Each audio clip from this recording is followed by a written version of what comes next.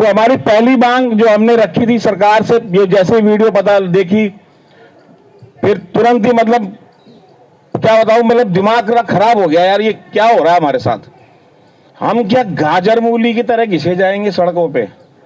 इसीलिए हम, यही काम है हमारा, ऐसे हमें मारा जाएगा और कोई हमारी सुनवाई नहीं कहीं भी। तो साथियों, इसमें हम सबको सहयोग करना है हर प्रकार से।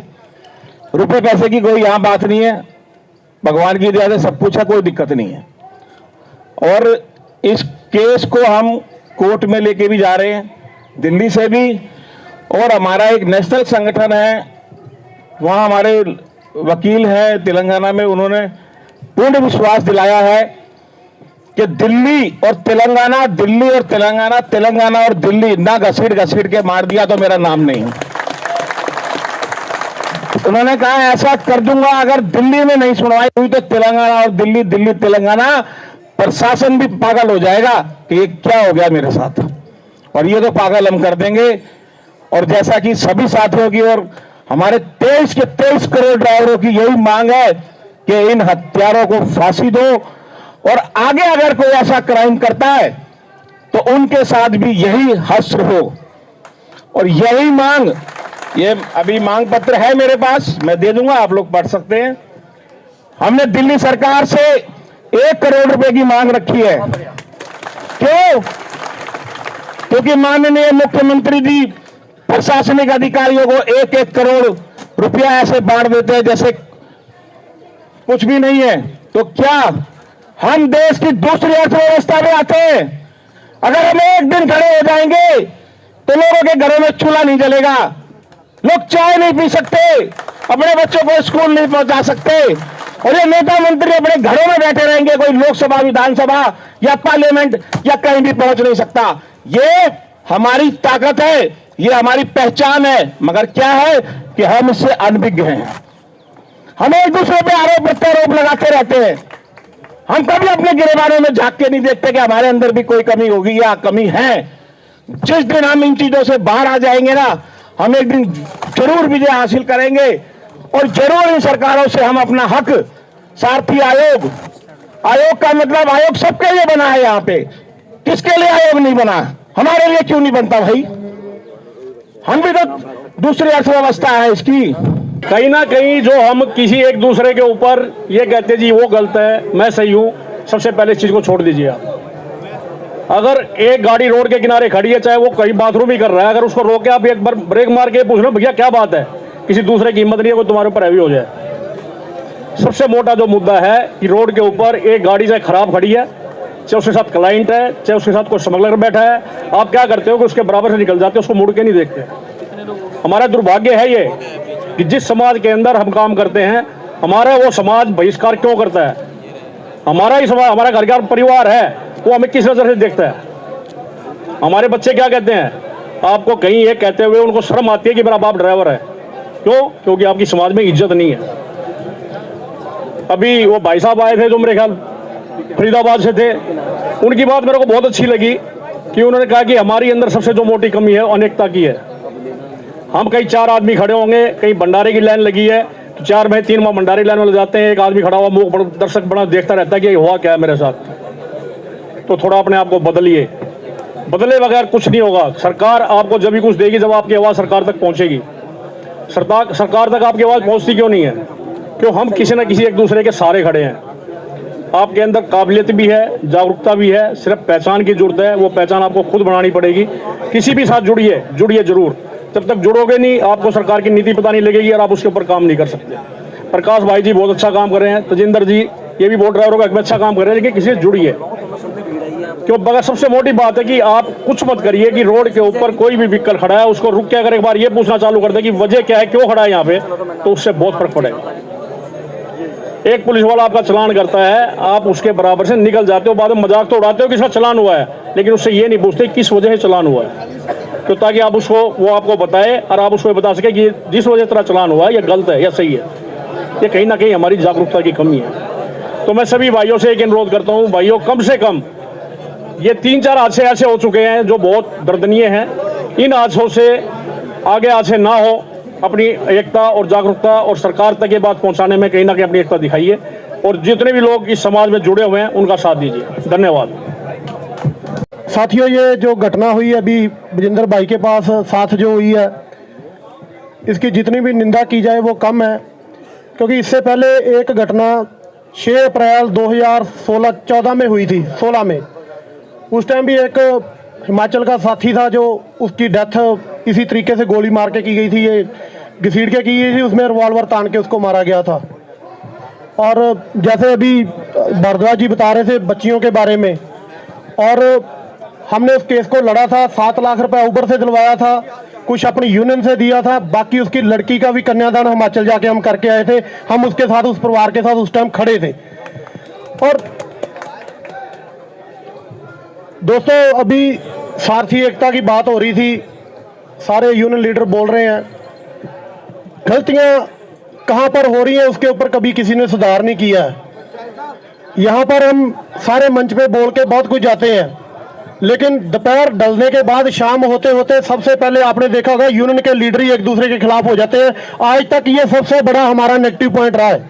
सबसे पहले हमारे यूनियन लीडरों के अंदर गलतियां हैं। भाई देखो, जिसको जो नसीब जिसके माथे पे लिखा उसको कोई रोक नहीं सकता है, पर कम से कम यार एक रिस्पेक्ट होती है किसी प्रधान की, किसी पोस्ट की, किसी चेयरमैन की, किसी वाइस प्रेसिडेंट की। अगर एक प्रेसिडेंट दूसरे प्रेसिडेंट की इज्जत नहीं करता ना, तो उसको ड्राइवर से इज्जत कराने की उम्मीद ना रखे। मैं खुल के कहता हूं, कोई ड्राइवर किसी प्रेसिडेंट की उम्मीद नहीं करेगा, किसी की इज्जत नहीं करेगा जब तक वो किसी की स्वयं इज्जत ना करे।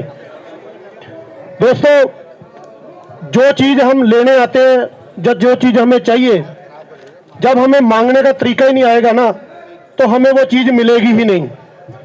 अभी बात ड्राइवर योग, सारथी योग की हो रही थी, बहुत अच्छी बात है, होना भी चाहिए। जब सारे योग बन सकते हैं, उस योग से होगा क्या?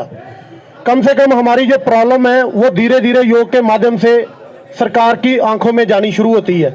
आज मिनॉरिटी कमीशन है, चाहे वो सिखों के लिए है, चाहे मिनॉरिटी मुसलमान के लिए है, लेकिन किसी न किसी तरीके से वो कमीशन अपनी बात को आगे रखता है। अच्छी बात है योग बनना भी। और दूसरी ताकत, अभी आप लोगों ने कहा था, कि भाई बोल रहा था कि वोट कौन करता है। भाई साहब, आपको मैं पूछता हूं, हम तो वोट में आते ही नहीं है। जो बंदे जंतर मंतर नहीं पहुंच सकते, उनसे आप वोट डालने की उम्मीद रखते हो। बड़ी मुश्किल से आप लोग, बड़ी मुश्किल से 10% वोट करते हो, बाकी हमारी वोट को हमारा बंदा करता ही नहीं है। एक वो जो मजबूरी में नहीं कर रहा, एक वो जो घर से बाहर बैठा हुआ, जो आज टूर लेके आगरा जयपुर के लिए निकला हुआ, वो वोट कैसे करेगा? उसका क्या है, हमें दूसरों की तरह, दूसरी एयरफोर्स की तरह या दूसरी आर्मी की तरह हमें वोट का अधिकार पोस्टल ऑर्डर से करने का जब तक नहीं मिलेगा, तब तक हमारी वोट की गिनती हो ही नहीं सकती। हमें दूसरा मांग ये हमारी रखनी चाहिए, योग के माध्यम से, दूसरी वोट के माध्यम से।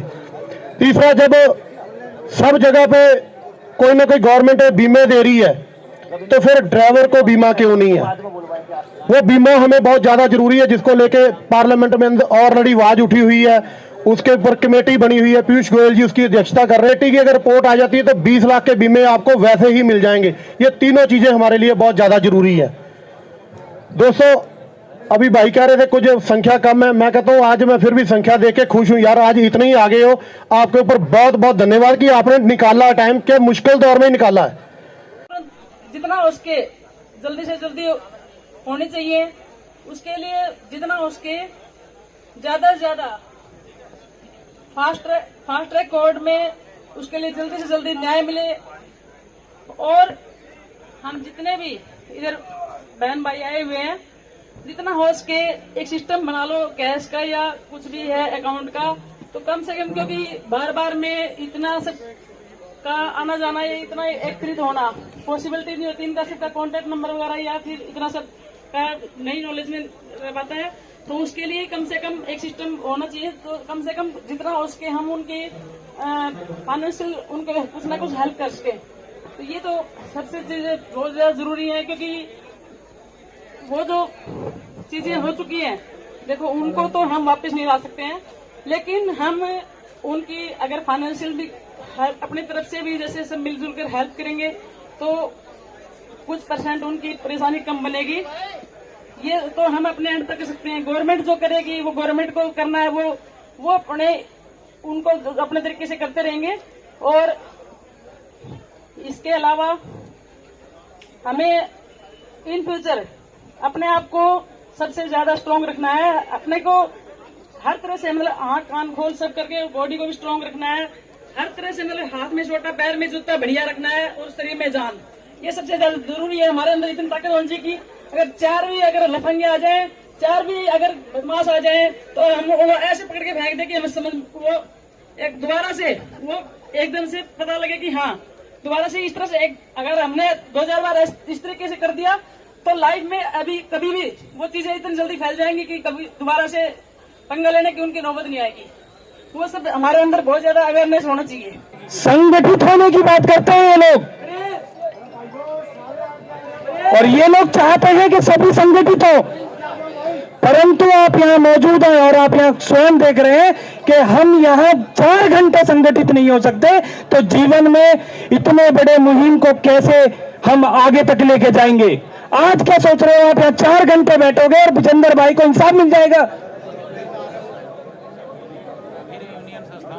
और फिर हमारा भाई यहां से बीच में उठेगा और वो बोलेगा इन संस्थाओं की गलती है, इन ड्राइवरों की गलती है, इन पदाधिकारियों की गलती है। अगर हम यहां मौजूद जो लोग हैं वो ही संगठित नहीं हो पा रहे, जो घर में बैठा है, जो ये कहता है कि मुझे तो पता ही नहीं है कि उस भाई के साथ क्या हुआ और मुझे क्या मिलेगा वहां जाने से। आज मैं आ रहा था तो मैंने एक कैब वाले को रोका, मैंने कि भाई वहां चलना है। कह रहा भाई क्या है, मैंने कहा यार ऐसे ऐसे घटना। अच्छा मैंने तो देखा नहीं, मुझे बताओ कौन सा यूट्यूब पे आ रहा है। ये एक शर्मनाक घटना है और मैं आप सभी से एक बार आग्रह करूंगा, अभी 4 घंटे में कुछ नहीं होगा, हम फिर बैठेंगे और हो सकता है फेसबुक या व्हाट्सएप के माध्यम से सरकार को चेतावनी देंगे कि अगर हमारे साथी को न्याय नहीं मिला तो हम भी सरकार से रूबरू होकर टकराएंगे और उनको ये याद दिलाएंगे कि भारत में 24 करोड़ संख्या है यहां ड्राइवरों की और इनको हल्के में ना ले। और साथियों एक चीज और कहना चाहूंगा कि आज हमारे विजेंद्र भाई की बारी थी, कल मेरी बारी है, परसों आपकी बारी है। अगर आज हम एकजुट नहीं हुए तो ना तो हमें समाज माफ करेगा, ना आने वाला समय माफ करेगा। धीरे धीरे बहुत सारे ऐसे हमारे वक्ता भी हैं और भाई भी यहां बैठे हैं जो ये कहते हैं कि मैं अभी इस प्रोफेशनल को छोड़ दूंगा क्योंकि हमारा गुजारा नहीं हो रहा है। आज हमें उस निम्न स्तर पर इन कंपनियों ने, उन लोगों ने और कुछ उन संस्थाओं ने, मुझे कहते हुए बिल्कुल भी शर्म नहीं आती, मैं भी उस संस्था से जुड़ा हूं, लेकिन सभी के स्वार्थ, सभी की मैं और सभी की गुटबाजी। अभी एक साथी यहां मेरा बोल रहा था, बहुत अच्छा वक्ता है, कि एक साथ होइए। मैं सबको बुला रहा हूं, मैं सबके लिए कह रहा हूं, लेकिन जब एकजुट होने की बात होती है तो पीछे खंजर घोंपा जाता है छाती में, कमर में खंजर लगाया जाता है। उन्हीं ड्राइवरों को बोला जाता है जो उनके साथ कंधे से कंधा मिला के खड़े हुए हैं, क्योंकि आज विजेंद्र गए, कल को मैं जाऊंगा और फिर इतने लोग इकट्ठे होना और 10 मिनट बैठना और चले जाना,